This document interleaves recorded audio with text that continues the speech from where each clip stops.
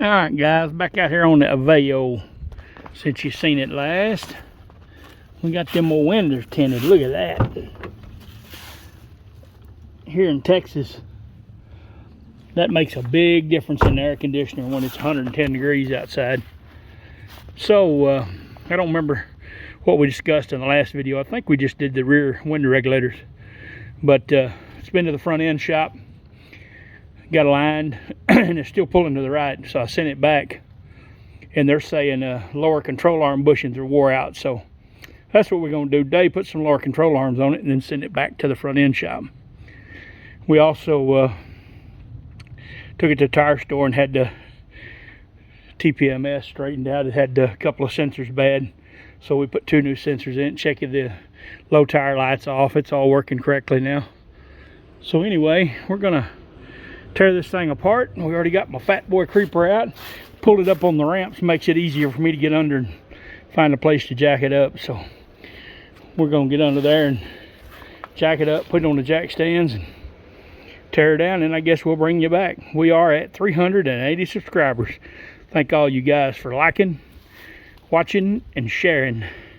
We'll see you here in a few minutes or a week, whatever, however it works out. Alright guys, well, we've kind of run into a brick wall. Alright, we got this side off. It goes on there like that, ball joint. There's just a bolt and a nut through here, and a bolt through here, excuse me, goes in the frame, screws in the frame, it's threaded in the frame. So you guys that live up north, you need to be careful with this one, because if it seized and strips the threads out, it screws into the frame. So you'll end up having to, I don't know, cut it out and weld a new nut in there, or change the A-frame or whatever. This is just a bolt nut. And if I was y'all, I'd put all this back together with anti-seize. As far as breaking the ball joint, y'all seen what I did with the on the wheel bearing. If you don't know the tool that I used, just go watch the wheel bearing video and you'll see the tool that I used. So I got that side apart, and I don't know if I can show this side without getting down here and showing you the problem that I run into. If I can see it, or if I can show you to you. I guess I'll have to lay down there. I can't see that there. Oh! Alright. See this bolt right here? It won't come out. It's hitting the transmission. It's out. It's unthreaded, but it's too long to come out. So I've tried to wiggle this control arm every way in the world, and it don't. I thought maybe I could get the back out and work it around, but when you get the back out, it puts this in a bind. You can't do nothing with it. So what I'm gonna have to do is this framework right here, where it's bolted to the car. I'm gonna have to jack it up, move my jack stands back under the body, out from under the frame. Then I'm gonna have to loosen the mounts where the frame bolts to the car, and let this drop down. Hopefully the subframe will drop out and leave the transmission where it's at.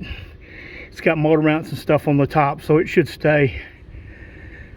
And you know, I should be able to just loosen the bolts and let it sag down enough to get this below the pan rail right here. Get the bolt out, the new control arm, the bolt back in, and tighten those bolts back up. But I'm here by myself, and not being able to see very good. I want to get some help over here to help me jack it up and put stands back there and make sure it's good and stable. Because like putting these stands here, I could do it, you know, without being underneath here. And I won't be able to do that. Moving them back there, and if it falls, no wheels or nothing, it's going to make a mess. Not to mention in my YouTube career. That's where we're at. That's it for today, because I got to go to a volleyball game tonight. So, and it's supposed to rain tonight and in the morning, so that may put me off another couple of days, but we'll eventually be back to finish up this video. Anyway, geez, what a mess. You know, why, you wonder why they designed stuff. They could have moved that thing forward or backwards, you know, 2 inches, move the motor forward or the A-frame mount back. I looked on YouTube to see if I could find a video to see what people did about it, but nobody's doing them. All of them, the control arm videos I've seen is with a manual transmission, and there's plenty of room to get the bolt out on the manual. Automatic there's not, so whatever that's worth. That's where we're at. Okay, we'll be back eventually, so don't follow me and kill me. Alright guys, we did get rain yesterday, so we didn't come out here and work, but we got it figured out. See, we got new control arm there. And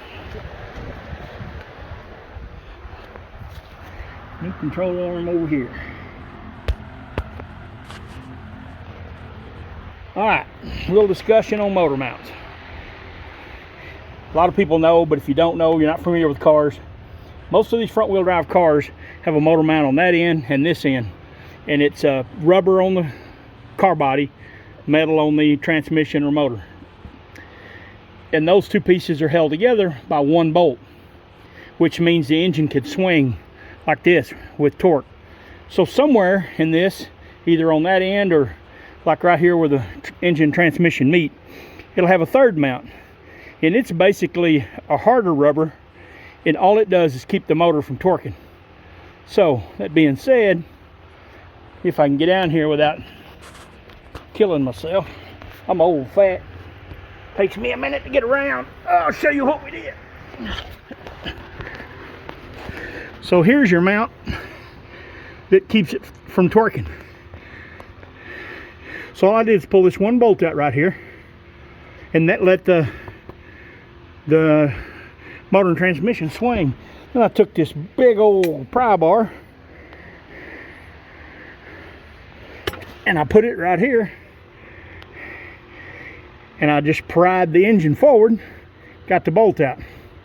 Now, I don't recommend doing this by yourself. I did, but if the bar slips and the transmission slams back, it could mash a finger. So I would recommend you do it with have a buddy. You know, if you don't really like him, you can have him do the bolt. That way, if it gets his finger, you didn't really lost nothing. You know, you lost a friend you didn't really care about anyway. And you know, he won't be coming around wanting to borrow your trailer or expensive tools or whatever. But anyway, and when I got ready to put this bolt back in, I was able to do it with this little pry bar. Now, when you guys buy pry bars, which I'll do at the end of this video a little tutorial about that. Buy a good quality pry bar. Those cheap, what do you call it? Harbor Freights, they'll break that tip off if you get them in a bind. This is a Matco, but Proto, Matco, there's a bunch of good manufacturers, and you might bend it, but you're not going to break the tip. Once you break the tip, it's trash. So all we got to do now, so we got to put the front wheels back on it, get it up on off the jack stands, put it back on the ramps, because these bolts here, you need the weight of the car on it before you tighten them. Because if you tighten it now, there's a rubber bushing in here. You tighten it now, and then when you put weight on it and this control arm comes up, you know, an inch or half inch or whatever it moves, then this bushing's going to be in a bind all the time. So you want to let it down, put the weight on here, and then tighten this bolt where it's always relaxed. It only moves when you hit a bump, and this moves. If you tighten it now, it's going to move a little bit when you let it down, and when you hit a bump, it's going to move more. So your bushing's not going to last. Now, the back there's a bolt and a nut. You can go ahead and tighten it. Ball joint, you can go ahead and tighten it. But this bolt right here and that one over there, same place. You need to wait before you tighten them. So anyway, that's where we're going to leave it for right now. I'll be right back. I'm going to put the wheels on it, hubcaps on it, jack it up, get the ramps back under the tires and set it down, tighten these, and we'll come back and close it out. If you don't have one of these lights from Harbor Freight, they're pretty awesome. Just saying. They're not horribly expensive. I don't use a lot of light being I'm blind, but I figured I'd use one to show you. They're super bright. You buy the underhood light, comes with one, and then you have to buy an extra one. So anyway, I guess I'll show you a couple of more tools if I can get up. Oh! control. I gotta go in the house anyway. My speaker died. I gotta go get my charging plug.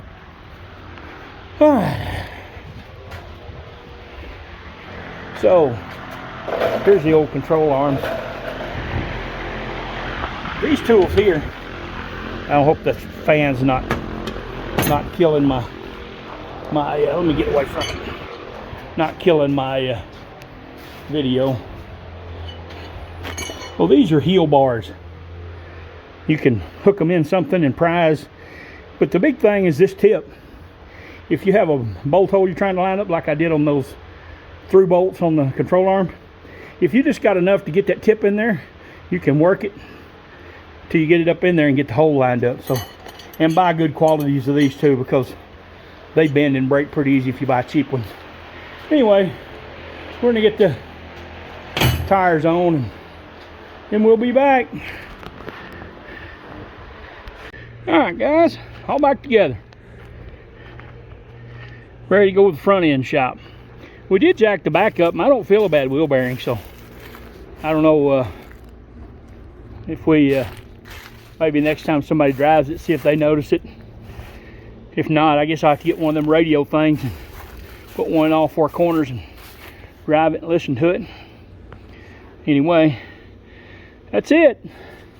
Got her done. Appreciate y'all watching, liking, subscribing. We got her all locked down, fixing to go in the house and take a breather, take a relax. And I don't know what video will be next, but when I mentioned earlier, we're at 380 subscribers. We're 382 now, so they come and go with 1 and 2s at a time. So it may drop back, it may go up, I don't know. Anyway, that's all we got today. One thing I might mention is when you're having difficulty, like I did with that bolt, sometimes it's good just to walk away. You know, don't, you know, you see what I was thinking about doing. Go in here and sit in my chair. The Corvette's uncomfortable. You go down a rabbit hole if you start, you know, getting carried away. You know, I've been doing repair on everything you can imagine for about 46, 47 years. So the way I work is what my hands are doing. My brain is 2 or 3 steps ahead. You know, when I'm taking a bolt out or a bracket off, then I'm not even thinking about it. I'm just doing it.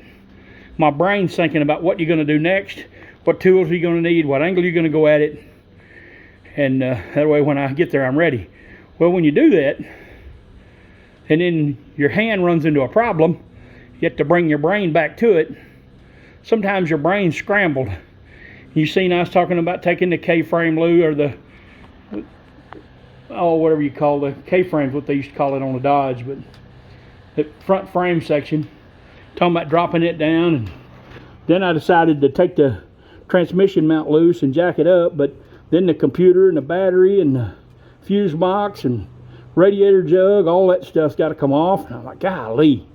So I just quit, went in the house, and it, you know, it was supposed to, it rained that night, rained the next day, so that gave me time to kind of clear my mind, do other things, and then come back to thinking about this. And then I got to thinking about that rod that I showed you, that torque rod. There should be one somewhere, because all these rubber mounts are real pliable. They're not, you know, solid like, you know, like the older cars were, because the manufacturer doesn't want you to feel the vibration inside the cab. So all these mounts are real soft, except for that torque rod, you know, because it's keeping the engine still. And all you have to do is take it loose wherever it's at, take it off, and then you can swing that engine, you know, twist it. So, you know, what looked like was going to be a major deal turned out to be a 15-minute problem. But, you know, I had to go away and calm down and clear my head and then think about it again. So do the same thing. You know, if you're not familiar with cars, instead of just ripping stuff apart, kind of look it over, get you a game plan, watch a bunch of videos. Don't just watch one video on YouTube. I couldn't even find a video on somebody doing these control arms on an automatic. They were all standards, and with a standard, that bolt will just come right out of there. There's plenty of room. So, you know, I didn't even get an option to see what everybody else did, but this video's up now, so somebody has a problem, an automatic, and they don't know what to do about it, maybe they'll find this video. But I watch old Chickanic every now and then, and she always says, I hope this saves you time, money, and frustration. That's kind of, my channel's about the same way as hers. So I guess if you're working on this stuff and you're not real familiar with cars, number one, do lots of research.